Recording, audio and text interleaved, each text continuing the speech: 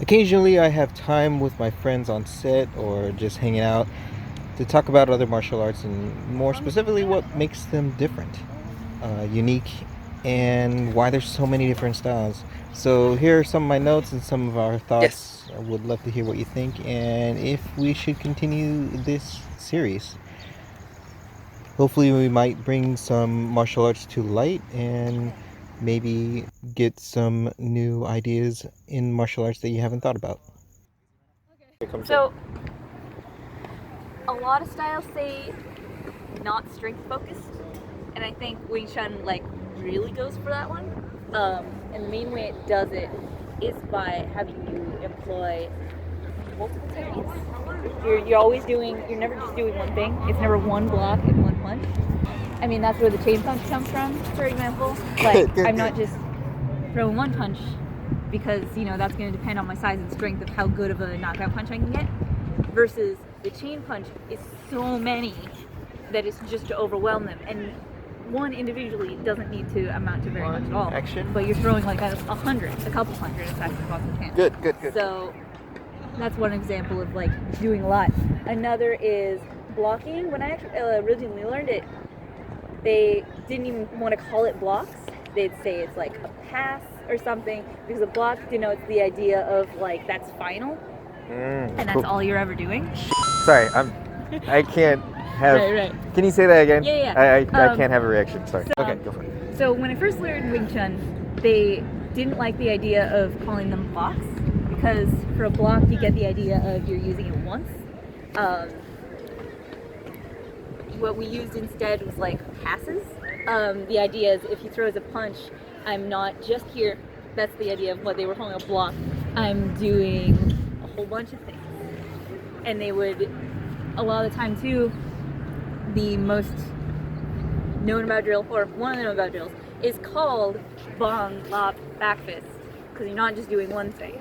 You're employing a lot of things, you're also turning a little bit, because none of it needs to be hard to redirect. Wing Chun does not focus a lot on legs. It focuses a good deal on moving into someone's space. Wing Chun doesn't have too much focus on legs, specifically kicks. What it does teach you is moving into someone's space, because the idea is that Wing Chun's strength is very close, because again, it's not size based. And so when you're further away, the like strength definitely plays into how well you can kick or how well you can throw a hook. But when you're here, it doesn't matter anymore because you're in their face and you just throw a little bit and you just put a little bit of effort. It's very easy to knock them over. So that's one of the main reasons why they focus on that. Okay, so this is an exercise called Chisao. It teaches a technique called sticky hands. The idea is if he moves his arm anywhere, I'm following it. So here we have, I'm in a fuksao and he's in a tansao. We have constant pressure, so I am trying for his shoulder and he is pressing at my shoulder. And by doing that, we are canceling our forces out. And then if we turn here, he goes to bong sao and I'm at a punch here. And we're also canceling each other out. And the idea is that just a little bit of me moving is what causes him to roll into his tansao again. So if I do it. So the idea is that we are supposed to be able to feel each other's pressures. And if there's any change, and if there's too much or too little force, you can move forward and you can do the same thing of attacking your center line. So for example, if I just kind of let my fuksao go, he can just throw a palm strike right at my chest, which is a common thing to do because it's gone. So I'm not holding him back. Basically, it's that we're holding each other's attacks constantly back with our own attacks. If I were to let go of his bong sao here with my punch, it would fly and just hit me in the face. Don't hit me in the face. There we go. And if he were to move his bong sao down, I would just punch him. So that's the idea of the sticky hands, is that we're always connected, so that we're feeling what we're doing. And it's also the idea of making sure that your force is good and even and you're not applying too much or too little. So this is used in the bong up back fist drill and technique. the idea is that I'm feeling based on the strength of his punch. If he shows the weakest punch in the world, so if you just give like the weakest punch, I don't need to move. Because this is fine. This is only the strength of my shoulder, and I'm still fine.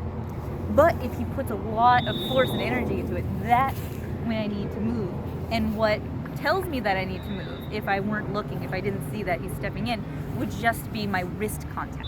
Would just be the bong sao, because I'm constantly training him. So if it's a strong punch he's really moving into, I need to move.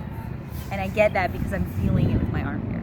And that's something that's special about Wing Chun, because if it were just a block I were doing, I would just throw that much force no matter what. So it's the fact that I give myself the opportunity to feel it.